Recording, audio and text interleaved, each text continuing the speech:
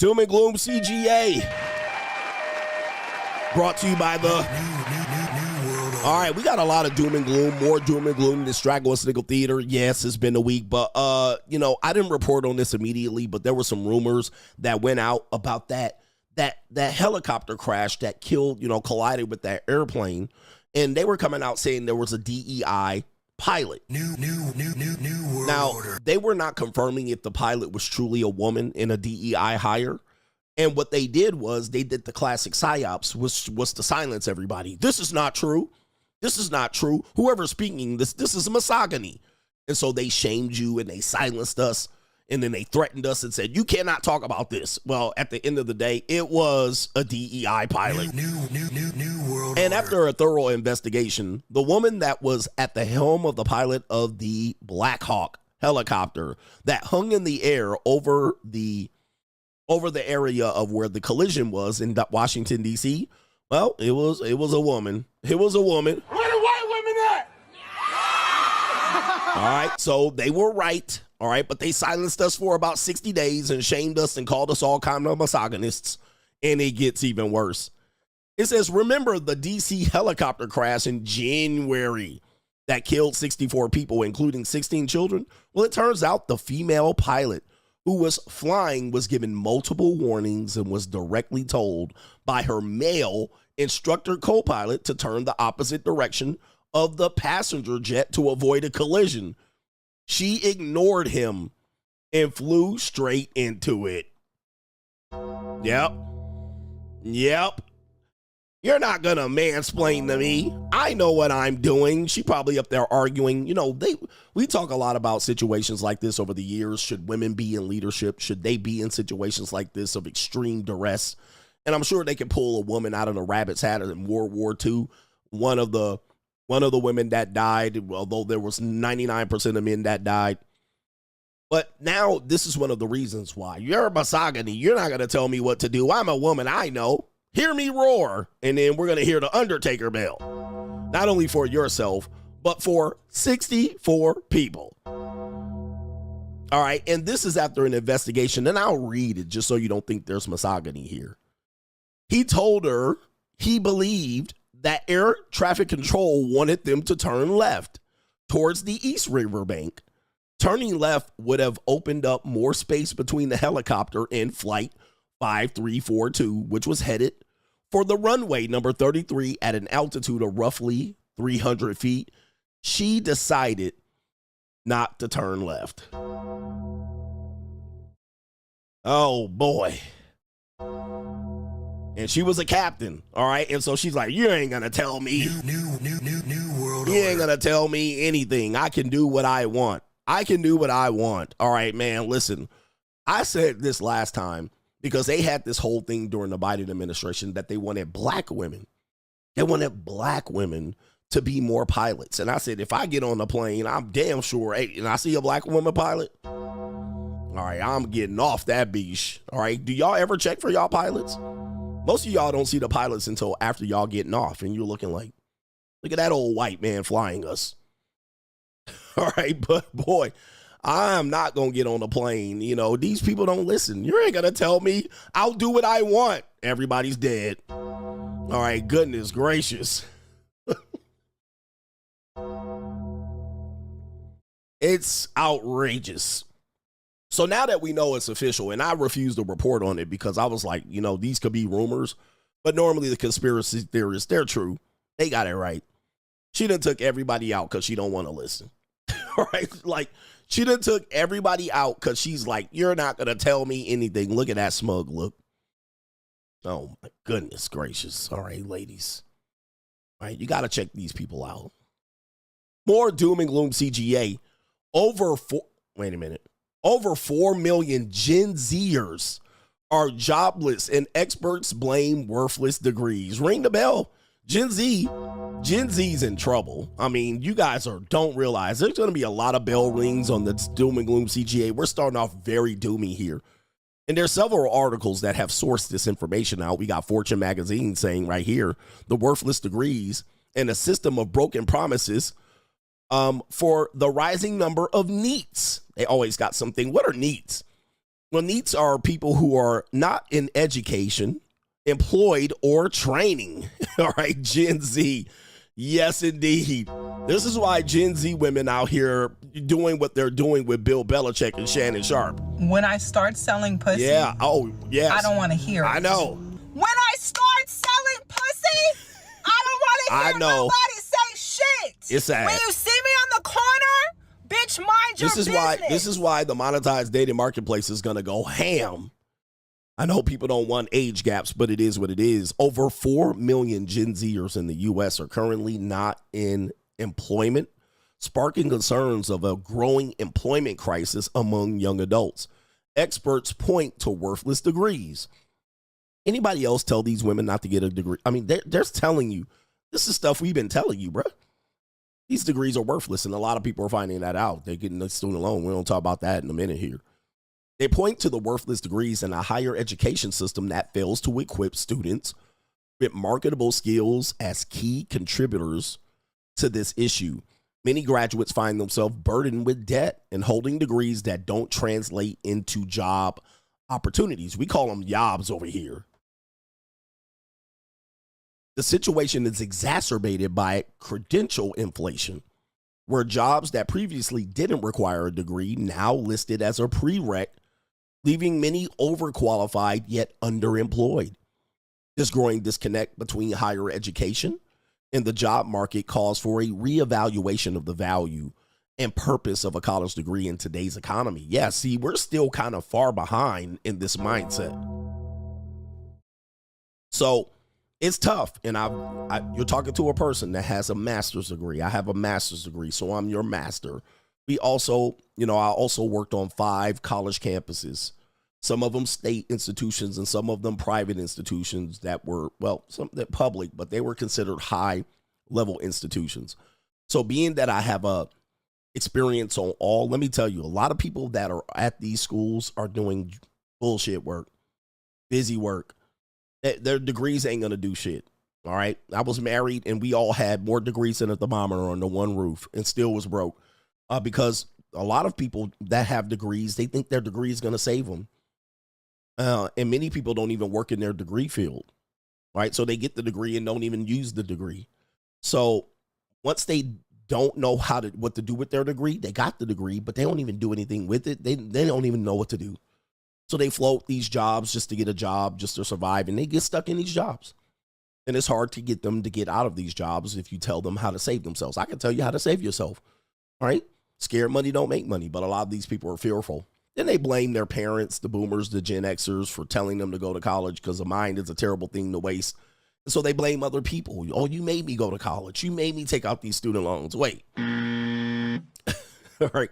Nobody made you pick an easy major. Because, listen, I worked on campuses. I went to school. I know the people that picked the easy major. All right, you went to school, didn't know what you wanted to study. Then it was time to pick a major and declare one, and you picked the easiest fucking major. Then you went to become a teacher. I mean, come on, man. Then you didn't want to teach, and now you were shoved Schitt's Creek. But, yeah, this is going to be our new traumatic experience. A lot of people have these student loans here, 27. They don't know what to do. College, I said in 2018 and 19, they'll be gone. All right, 50% will just be gone. All right, obliterated because they cannot continue to get people in. They're letting people in like crazy. So this is going to be our new reality, right? New reality. A lot of people that go to college, they're pretty much lemmings and don't know what the fuck they want to do. But I do, sympathize for them because what do people do between the ages of 18 and 24 other than go to college, act like they're doing shit, smoke, fuck, drink, and shit like this?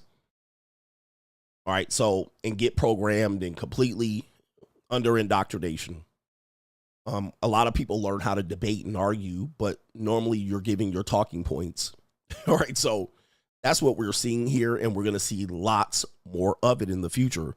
With that being said, what about the job marketplace? Intel says they're going to have some upcoming layoffs. Well, how many layoffs? 20,000 people. Sheesh. Sheesh. Oh, the humanity. Early retirement won't be an option. Oh, my goodness. This was reported yesterday Intel employees hoping for clarity on looming job cuts were met with more questions than answers on Friday, as the senior execs downplayed earlier reports of a massive layoff, but they declined to provide specific numbers or timeline. But according to a conference call with the CFO, he told Bloomberg Report, suggesting Intel would lay off more than 20,000 people. It was inaccurate, but the company has not yet finalized how many positions will be eliminated.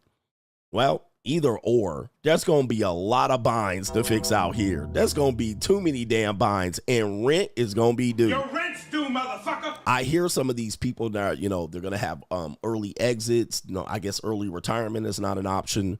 So many people out here are going to be trying to figure out life. Let you get it through your thick skull that I'm broke. All right, we got a lot of family people going to have to figure out how to redirect. They're going to try to get into a competitive job market. So if you're looking for a job at this time, you got to think there's 20,000 more people that possibly might be looking for a job lining up for the job you have.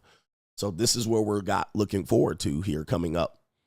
All right, coming up in the future.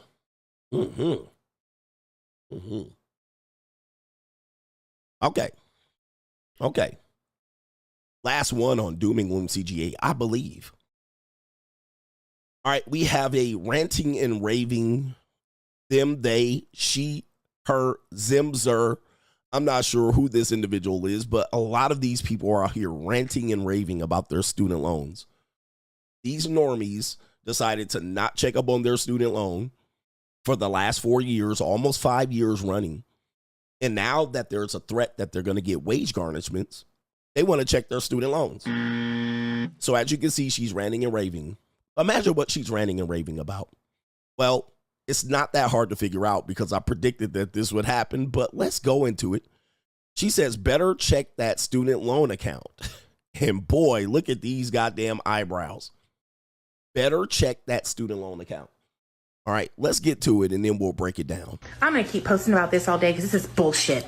I went and logged into my federal loan account and this is what I found. I graduated in 2011 with $46,000 in student loan debt. My loan debt is now almost $90,000 fucking dollars. In that time, I've been a social worker that has made income-based repayments on my loan for years, and that shit has almost doubled. You want to know why people are pissed off about their student loans? It's not because we can't get anyone else to pay them for us.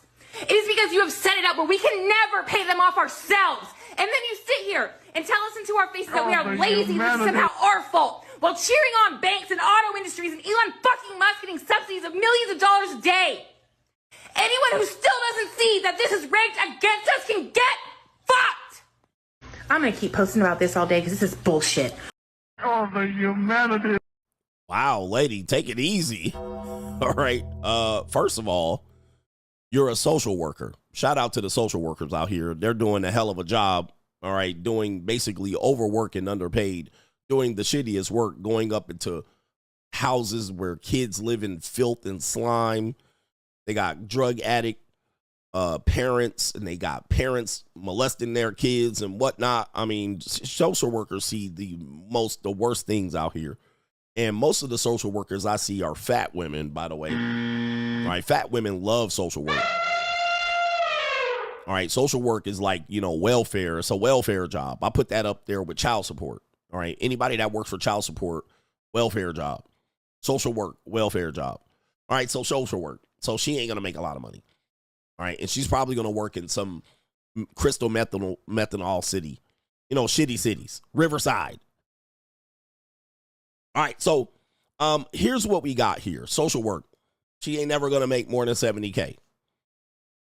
All right, so she's never going to make more than $70K. So she's been making income-based payments, which is because she's doing social work. She's kind of giving back, so they might put her on the 10-year track, and then she can get her loans paid off.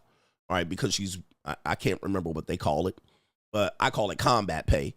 All right, so she's basically doing combat work, and they give her credit for doing that work, giving back, and then they give you a...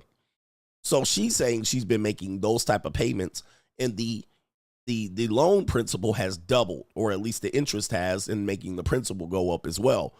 And she's just now figuring this out. Ma'am, you work in social work and you just figuring out your loans are double after making payments? Like, have you not? First of all, let me just say this. All right. Let me just say this. Take any credit card you have. This is finance. Listen, I know not a lot of people, you're educated, but a lot of people are dumb financially because, well, the educational system doesn't want to teach you about finances, right? They don't want to teach you how to make it. They want to make you a slave. So I'll agree with that.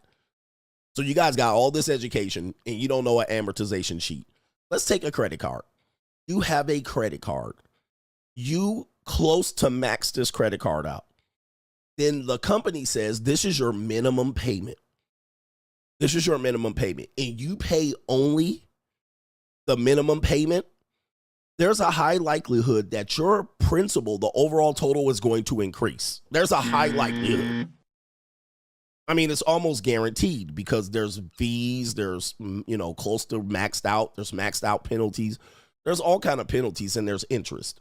So the interest is going to be relative. And the more you keep a high balance, the less credit your credit ratings will decline, and thus you will have a higher interest.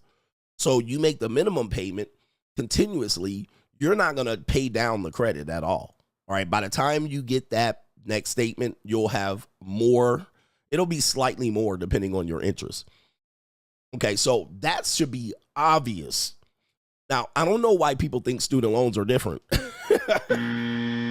Student loans are going to work the same way. It's going to work very similarly. All right. So they're going to tell you, here's the minimum payment that you have to pay to keep this debt. Now, you thought that the interest in the principal was frozen. Well, no, there's interest on these loans. Thus, when you make the payment, the interest will be tacked on to the next month, and then you just go down the line. So you could do this for 10 or 15, 20 years, and you still are going to end up possibly with the number not going down at all. All right. So you do have to make more payment. All right. You have to make more payments. It's kind of like, a lot of people don't understand that. You're going to have to make more payments. So I think people are waking up to this reality that it's going to work like a mortgage or something like that. It's not technically going to work like that. It's going to more work like a credit card. And people are waking up to this reality right now. And they've been paying these payments for 5, 10, 15 years. And then they're stuck here. And this is why at some particular point, you're going to find out this. When I start selling pussy, I don't want to hear it. All right. But the amortization sheet, everybody study this. This is stuff we go over on the money mindset. Look at the amortization sheet and you will find that the most of the payments are going to go to interest. It's not even going to go to the principal. All right. When you buy a house, 30 years, student loans are relatively 15, 20-year payments. Okay. 20 years. When you buy a house, you will make more payments to interest for about 15 to 17 years. Then about the 17-year mark of the 30-year loan, you'll make slightly more payments to your principal. Then it increases. The principal payments increase towards the end of the loan. So the last 12, 13 years of the loan, you'll start making more of those principal payments. And then as you get closer to the end, much of your payments will be towards principal. So yeah, I mean, this is what we're doing here. This is what we're doing. And yeah, I cannot help people for not understanding this. But of course, people took these loans out at 18 to 24 before their brain stem developed. All right, so here we go. I went and logged into my federal loan account, and this is what I found. I graduated in 2011 with $46,000 in student loan debt. My loan debt is now almost $90,000 fucking dollars. Yep. Oh man. Oh, these are the people that are going to tell you how to vote too. All right, vote for Kamala. Vote for Joe Biden. All right, that's typically who they're going to do. And they're going to blame Donald Trump for this, but it was only a matter of time. I told you this day would come. This is the day of reckoning. This is the moment of truth. This is where the moment of truth meets the point of no return. And that's where we are. We're at the day of reckoning. And the people who were up here telling you 2 weeks ago that you black men aren't going to college, and it's because you're not going to college that you're dumber than the people who went to college. The next week, these videos were going viral about 2 or 3 weeks ago. They were saying black men don't go to college, and him didn't go to college, so him dumber than me, and him going to not make more money. And this is why we're smarter than him. They were literally shitting on y'all 2 weeks ago. Shitting on y'all. And they don't go to college, and this is why they don't do this, and they don't amount to nothing. The next goddamn week. I'm in a bind, Nate. They in a bind. Isn't this ironic? Yes, it is. Doom and Gloom CGA out.